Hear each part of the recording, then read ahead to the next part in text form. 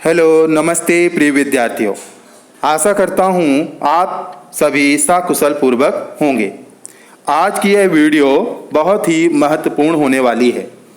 यह वीडियो माध्यमिक शिक्षा मंडल मध्य प्रदेश की सबसे महत्वपूर्ण सूचना है द्वितीय परीक्षा।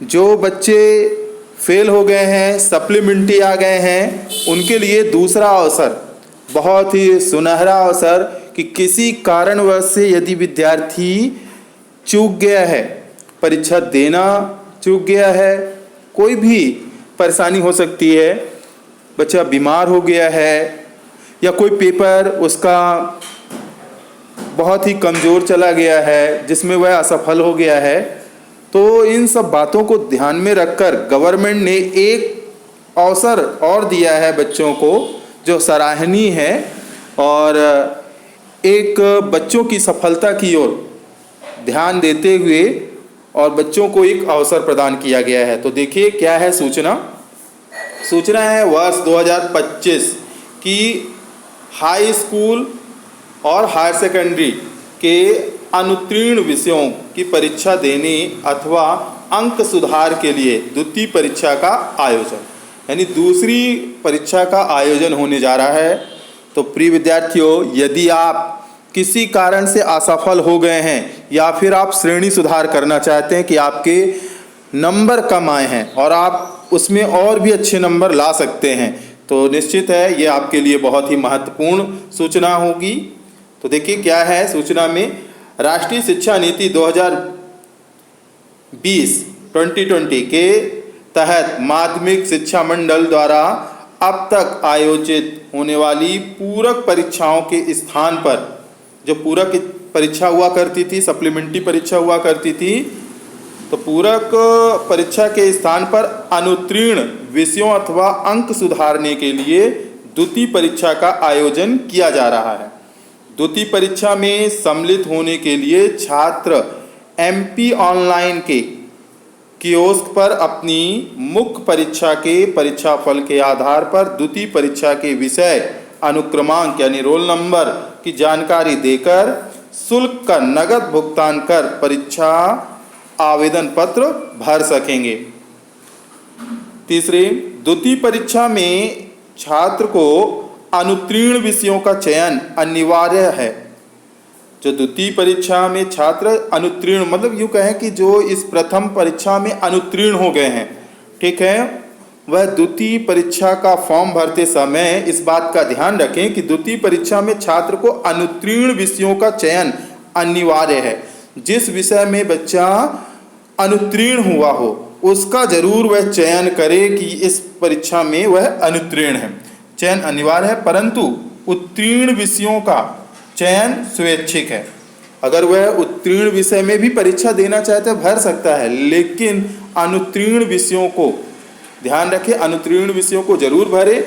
अगर वह उत्तीर्ण विषयों में भी परीक्षा देना चाहता है तो वह उसकी स्वयं की इच्छा है, उसमें भी वह अवसर दिया गया है, उसमें भी वह परीक्षा दे सकता है। द्वितीय परीक्षा की अंक सूची मुख्य परीक्षा की भांति जारी की जाएगी, ठीक है ना। जैसे मुख्य परीक्षा की अंक सूची जारी की जाती है वैसे ही द्वितीय परीक्षा की अंक सूची भी जारी की जाएगी।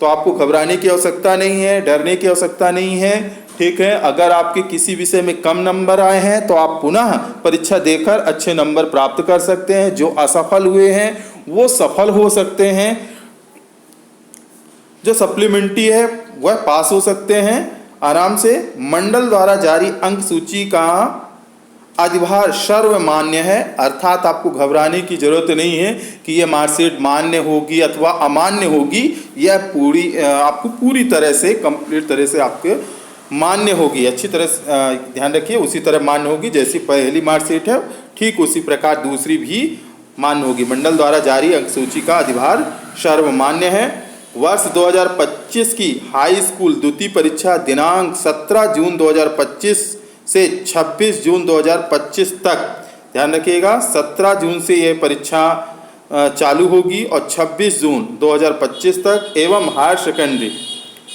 हाई स्कूल की परीक्षा जो है द्वितीय परीक्षा 17 जून से आपके 26 जून 2025 तक रहेगी। एवं हायर सेकेंडरी द्वितीय परीक्षा दिनांक 17 जून से स्टार्ट हो जाएगी 2025 से, और 5 जुलाई 2025 तक प्रातः 9 से 12 बजे तक निर्धारित परीक्षा केंद्रों पर आयोजित होगी। जो परीक्षा केंद्र निर्धारित होंगे उसमें वह परीक्षा होगी। अंतिम तिथि 2024-25 की हाई स्कूल एवं हायर सेकेंडरी द्वितीय परीक्षा के लिए MP ऑनलाइन पोर्टल के माध्यम से 7 मई 2025 से, ये ध्यान रखिएगा, ये आज मैं 9 तारीख को वीडियो बना रहा हूँ, ये 7 तारीख से आपकी फॉर्म भरना स्टार्ट हो गए हैं, ठीक है ना। 7 मई 2025 से, और 21 मई इसकी लास्ट डेट है। प्रिय विद्यार्थियों तो ध्यान दीजिएगा, 21 तारीख इसकी लास्ट डेट है, अभी डेट है 21 मई 2025 की रात्रि 12 बजे तक आवेदन पत्र भरे जा सकेंगे। तो इसे जो बच्चे असफल हो गए हैं उन्हें घबराने की आवश्यकता नहीं है, उन्हें डरने की आवश्यकता नहीं है, उन्हें हताश होने की ज़रूरत नहीं है। बहुत अच्छा सुनहरा अवसर उन्हें मिल गया है, और जिनके कम नंबर आए हैं वो बच्चे भी इस परीक्षा को देकर अच्छे नंबर प्राप्त कर सकते हैं, ठीक है ना। तो हताश होने की ज़रूरत नहीं है, फॉर्म भरें और परीक्षा की तैयारी करें और बढ़िया से परीक्षा दें और अच्छे नंबर प्राप्त करें। आगे देखिए, ये रहा है उनका टाइम टेबल। तो देखिए टाइम टेबल दिया गया है आपको, यहाँ पर आप टाइम टेबल देख सकते हैं। ये पुनः परीक्षा समय सारणी 2025 क्लास 10th का टाइम टेबल है। तो यहाँ टाइम टेबल आप देख सकते हैं, मंगलवार दिन पहला मंगलवार है, और 17 तारीख से 17 जून से आपका पेपर चालू है, 17 जून से, और पहला पेपर हिंदी का है।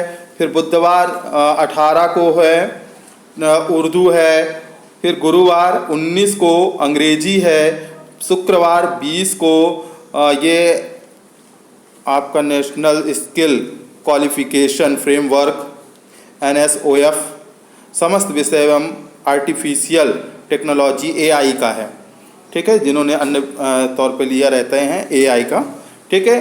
5वें नंबर में शनिवार को 21 तारीख को है, 21/6/2025 को गणित का पेपर है, और 6वें नंबर सोमवार को 23 तारीख को है विज्ञान का पेपर है, ठीक है। इसके बाद आपका मराठी, जिनका मराठी होगा मराठी, गुजराती, पंजाबी, सिंधी जिनका भी होगा, मूक बधिर का है। और मंगलवार को 24 तारीख को आपका ध्यान दीजिएगा चित्रकला है, गायन वादन है, तबला पखावज है, और कंप्यूटर का है।